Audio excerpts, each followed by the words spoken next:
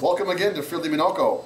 Today we're going to be performing an oil change and also a 33-point safety inspection on a vehicle here in our shop. I'm going to take you through step by step how that procedure happens here.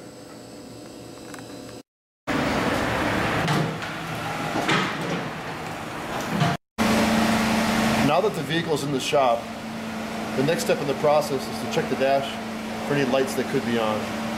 We're looking for engine lights, tire pressure monitoring system lights, ABS brake system lights, or any other lights that could be on. Maybe like a maintenance reminder that could be on, but that'll be reset during this procedure. In this case, the only light that I see on is the tire pressure monitoring system light, so we're going to make sure to check those tire pressures to see that they're up to par. But no other lights are on at this time, so this vehicle checks out good. The first part is we pull the vehicle in and we check all the lamps on the vehicle. So we're going to be checking the brake lamps, turn signals, marker lamps, and reverse lamps. Let's check the brake lights first. We're checking all three lights. There's one here, there's a center light, and another right light. Those are all good. Let's check the left turn signal. That's good. Right turn signal. That is good. Let's check the marker lamps. Those are good. We're looking for light illumination there. And the reverse lamps. And those are good as well. All the lights on this vehicle are working properly. The first step is to open the hood. And we're going to perform the underhood inspection. I'll go through step by step how we do that. The underhood inspection includes checking the engine coolant hoses.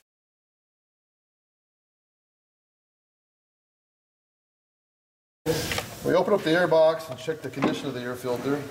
Here's the inlet side. This filter it's pretty dirty, but it's not so bad.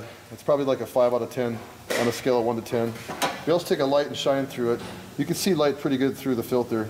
If they're really dirty, you won't be able to shine a light through it very good. So in this case, I wouldn't recommend this filter. We're going to reuse this for now.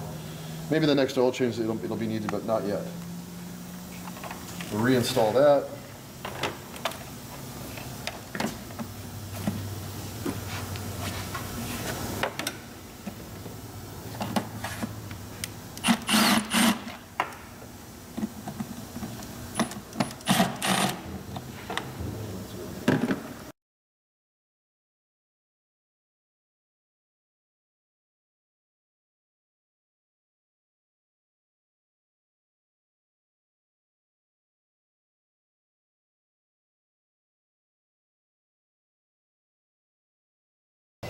One step in the process is we also check the battery connections and condition.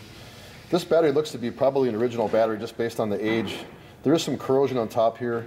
One of the cable ends has been replaced before for some reason. It must have been really corroded, but they are tight. There's really no corrosion on the positive cable. The negative cable is also tight. There's no corrosion present there. I do see some corrosion here, but we will perform a battery test on this battery, which is part of the service. When we perform a battery load test, we have this little machine here called a carbon pile. This basically does the same thing an engine starter does. We're going to load the battery down and simulate what happens when an engine is starting. So I'm going to watch battery voltage drop as I load the amperage up, which simulates the starter operation. So usually around 100 amps is normal for a starter, so 100 to 150. As I bring it up, my battery voltage is dropping way down to 6 or 7. This battery does not even come close to passing.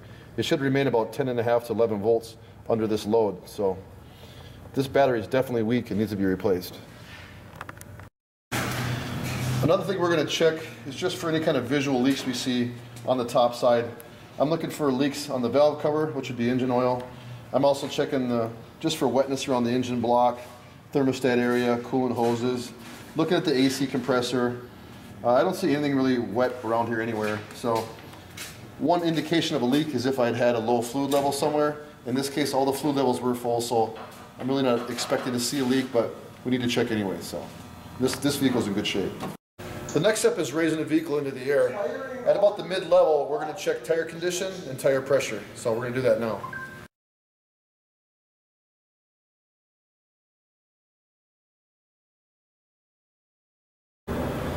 Now on the tire itself, there's a recommended maximum pressure of 44 psi. In this case, the running pressure is recommended by Toyota to be 32 psi. So we're going to go through and check these tire pressures to make sure they're at 32 psi. I have a handheld gauge with air nozzle here, we put it on there. This one is actually at 30, and now we're at 32. This tire was pretty much on the money, but we're going to check all 4 of them to verify that, so I'll move on. This is the right rear tire. Of the 4 tires, this one was actually the lowest one. This is at 20 psi, or 28 psi. The rest of them are all about 32, 31.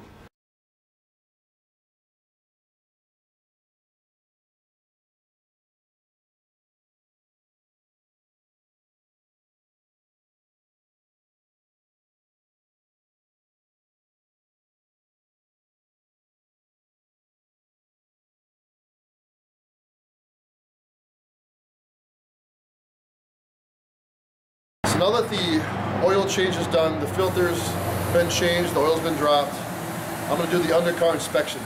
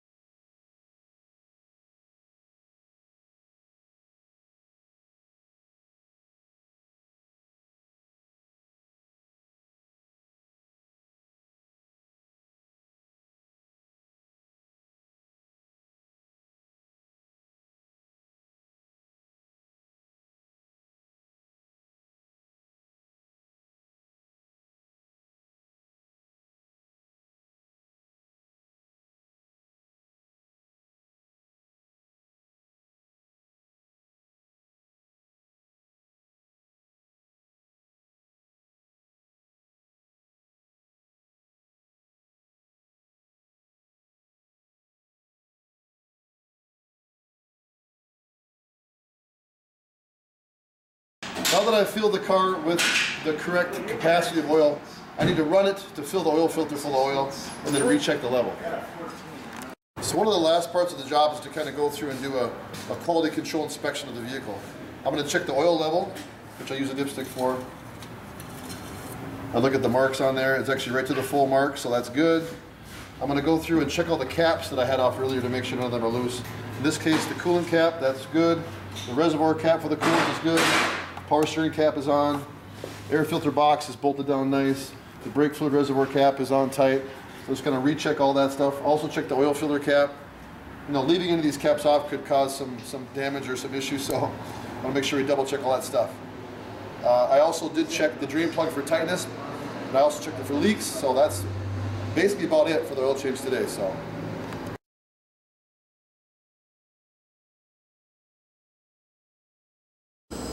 Now that the oil change is completed, I have the inspection report up front.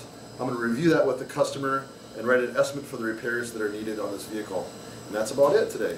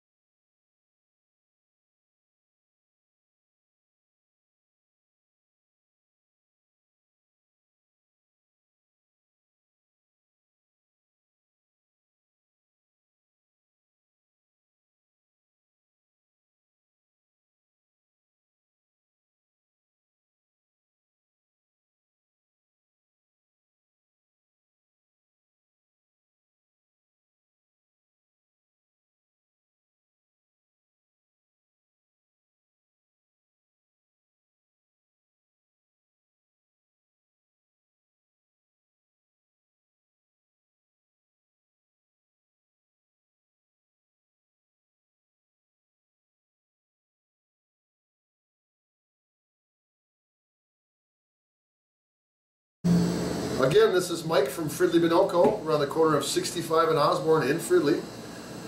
Look for more of our YouTube videos on car repair, and thanks again for watching. We'll see you next time.